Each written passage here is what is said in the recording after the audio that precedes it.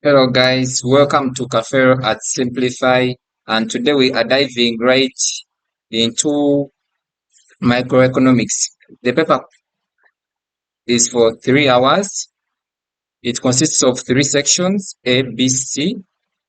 Section A and B are compulsory, and in section C we attempt only two questions. Section A starts from 1 up to 35, and B starts from 36 up to 50. C starts from 51 up to 54, and in C we attempt only two questions. Now 1 to 35, we put true or false depending on the statement, and from 36 to 50, we select the best alternative. So let's dive into our questions. The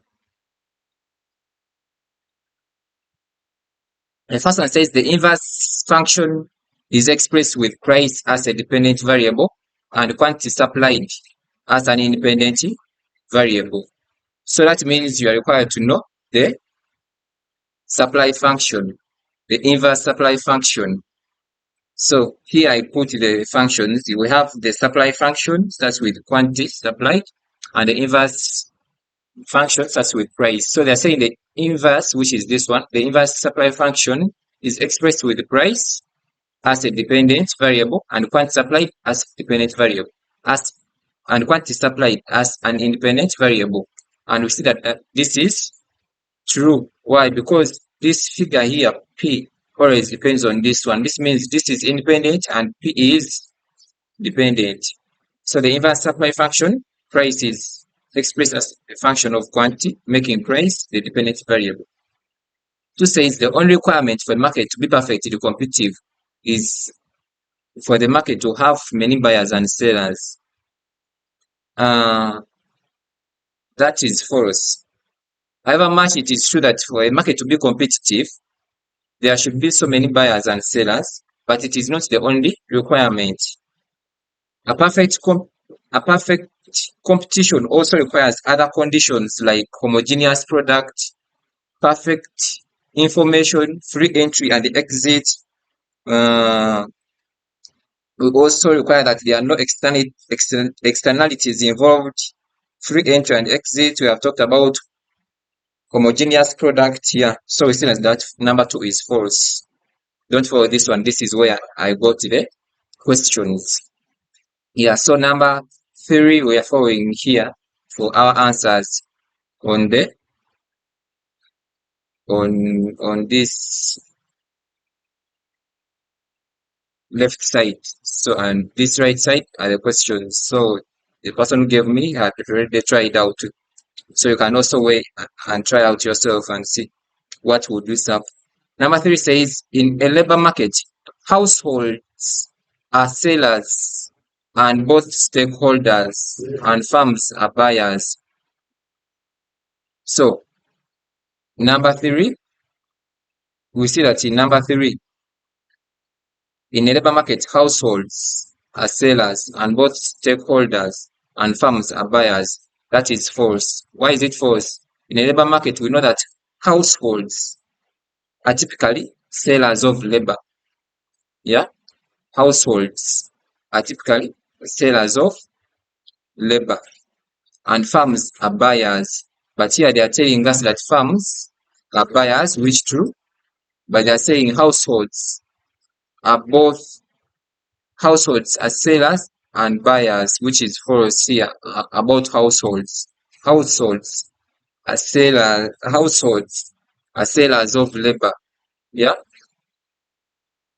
those small units, people are willing to sell their labor, but they are not buying because they have no factories to buy labor and have no use for it. So they are willing to offer the labor.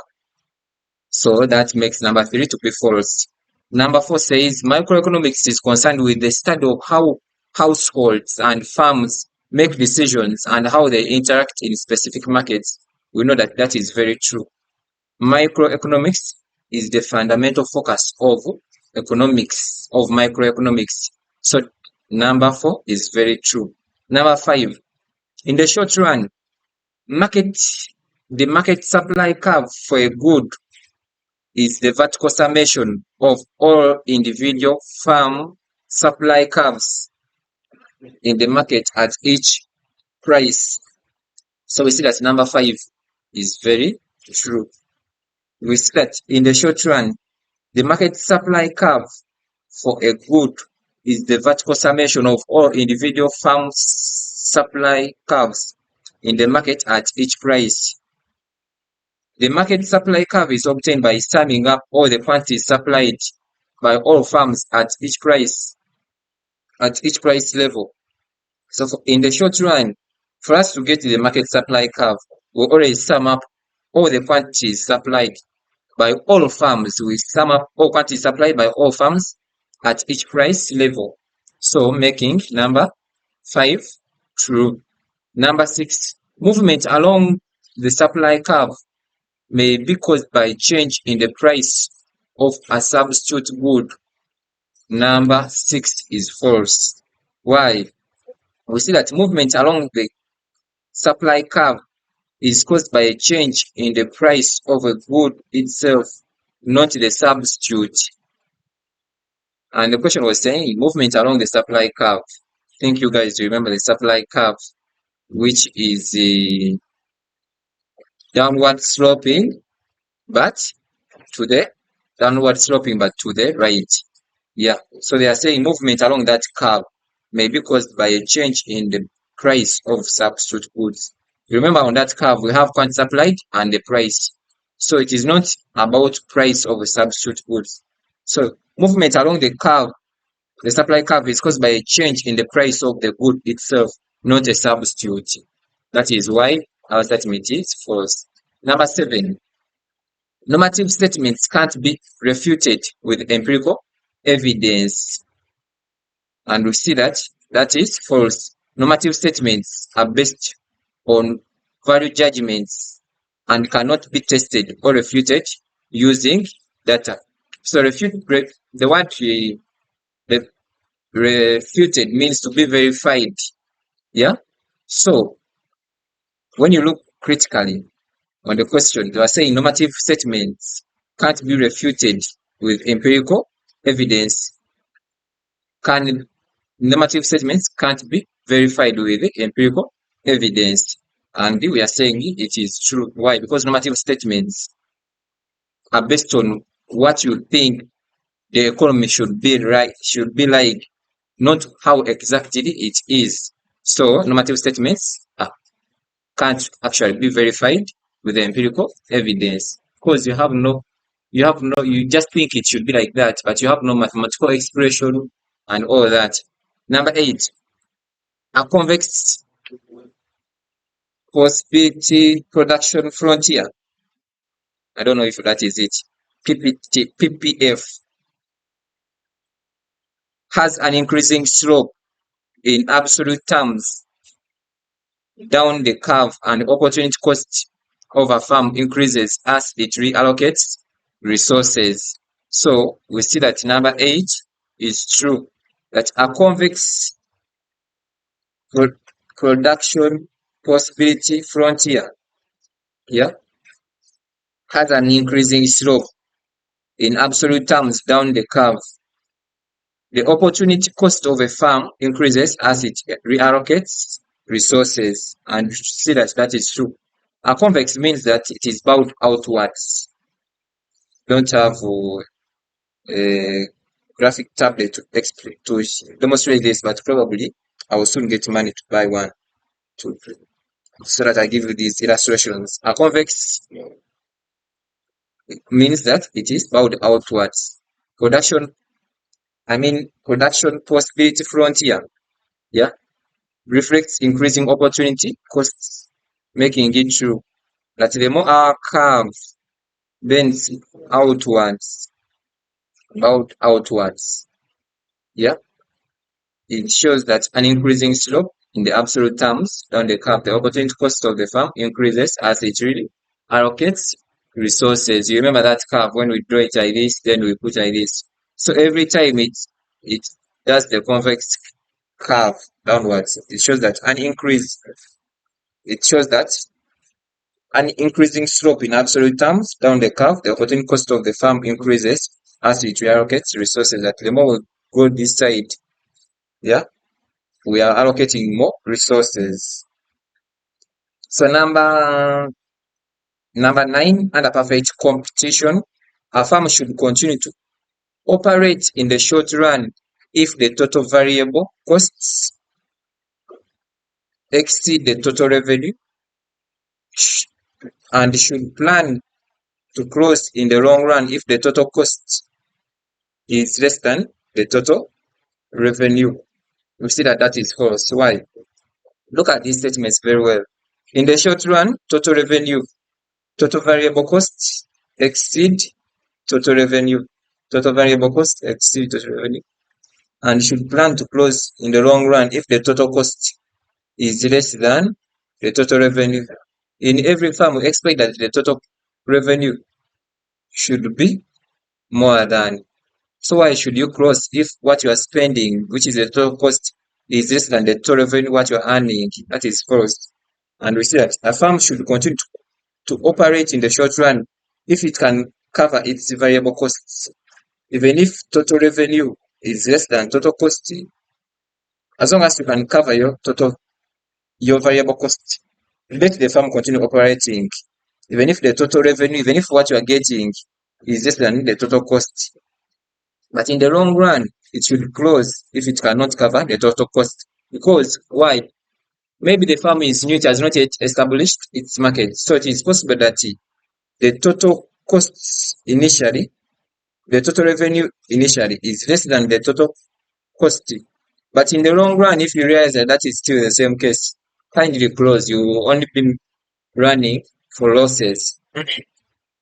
Number 10, under a long run equilibrium of a competitive market, firms are operating at minimum of their average variable cost curves.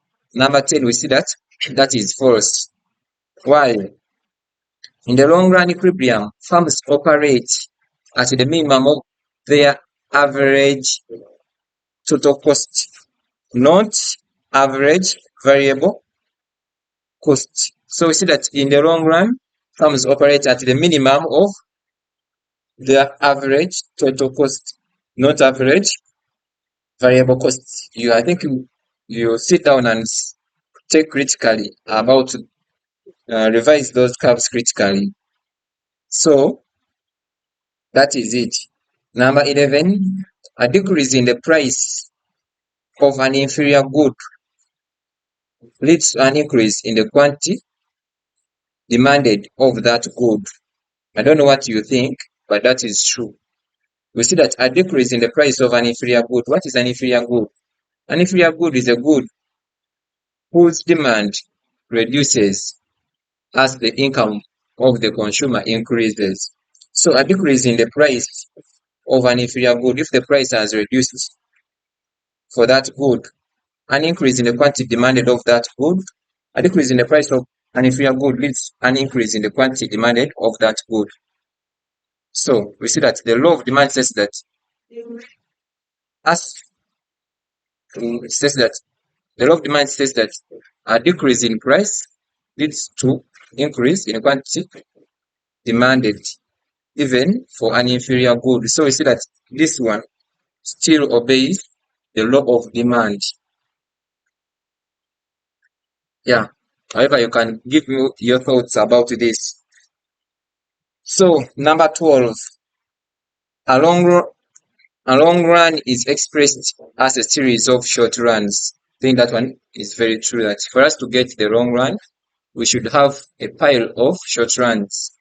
Then 13, average cost is the sum of the total variable cost and average fixed cost. What do you think? We see that is false. Why? Because average cost is the sum of only averages. So average cost is the sum of average variable cost and average fixed cost. But you look at this. Number 13, average cost is the sum of the total variable. Average cost we have said is the sum of only averages. So it should be average is the sum of the average fixed cost and average variable cost. What you should notice that average cost is the sum of only averages, but here we are saying they are saying that is the sum of total variable cost. It is the sum of averages, but which averages? The averages of average variable cost and average fixed cost. Number 14, normal profits. Normal profit is that profit which is more than sufficient to keep a firm in the long run. That is false. We know that a normal profit is a profit which a non-profit is the minimum profit necessary to keep a firm in operation in the long run, not more than sufficient. A non-profit is that minimum amount. Let's say is that minimum amount that you are making that is just enough to maintain the farm. That means the farm is not making many profits and still it is not in losses. So we see that number 14 is false. Normal profit is that profit which is more than enough. No, it is not more than enough. Which is more than sufficient. No, it is not sufficient. It is just sufficient, but not more than sufficient. So I guess that one altogether, it is sufficient. A non-profit is sufficient because to maintain the farm continuing without collapsing, but it is not more than sufficient. Number 15, equilibrium conditions. Equilibrium condition occurs at that quantity at which the lowest price that a seller is willing to accept is just equal to the highest price that a buyer is willing to pay. I think you can see how I read, that I pause while reading so that I don't go fast. To analyze each statement, pause just a word like here, more than, could make a change in whether something is true or false.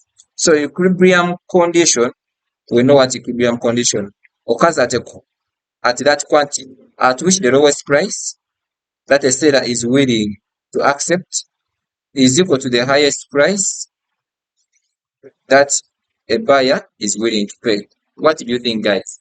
Number 15 is actually true. I don't know if you have analyzed this. We are having a seller and a buyer. Now at equilibrium, for you, the buyer, that is your your highest price that you are willing to pay. And like saying, beyond that, I'm not paying. And then the seller, for the seller, that is their lowest price. And the seller is like, below that, I cannot give you my good. So when you reach that point, for you are saying, above that, I cannot buy. And the seller is like, below that, I cannot sell to you. That is what we call equilibrium condition, where the quantity, where we say quantity demanded equals to quantity supplied. Yeah. Oh, now this is in terms of prices, where the price the seller is willing to ask is the lowest is willing to ask as a seller is equal to your highest as a buyer that you are willing to buy. Then 16, the demand curve of a monopolistic competitor is more elastic than that of a monopolistic. Guys, I refer you back to those notes, but the demand curve of a monopolistic competitor is more elastic than a monopolistic. Now you look at this. We are having monopolistic competitor, and the demand curve of a monopolistic competitor is more elastic than a monopolistic. I guess the question is not the same, but for the one for monopolistic, this one is inelastic, but the one for the demand curve of a monopolistic competitor is more elastic than that of a monopolist. I don't know if the question is, but what I can explain from this before we get to know if it is true or false is that for a monopoly, anyone who does monopoly, their demand curve is inelastic. But for monopolistic competition, here, monopolistic competition, it is inelastic. It is inelastic. So this is 16, I believe it is true. And obviously, yes, it is true. I think it is the same explanation. In monopolistic competition, they approach substitutes, making demand curve more elastic than in monopoly, where substitutes are not readily available. So in monopoly, where you have no substitute, where you have no substitutes, it is inelastic. But in monopolistic competition, there are so many closed substitutes. Eh? When the supplier shows off, you move to another one. Yeah, we come to the last objective. Be ready to follow up and subscribe in the last one, because we are going to finish this paper and we are posting so many other contents. Saying when the long run average cost curve starts to rise, we refer to economics of scale having set in. When the long run average cost, we know average cost curve starts to rise, we refer to economies of scale having set in. Guys, what do you think? Yeah, obviously that is false. Why? When the long run average cost starts to rise, these economies of scale have set in, not economies of scale. We see that these economies of scale, by definition, are what? Yeah, they're like disadvantages. So when we see these advantages enjoyed in what? In an economy. So when these ones start to set in, we just know that in the long run, when the average cost starts to rise, we just know that the economy is collapsing. In the long run, average cost curve starts to rise. We refer to economies of scale having set in. No, these are actually these economies of scale. And so remember to subscribe and follow up in the next one. Thank you.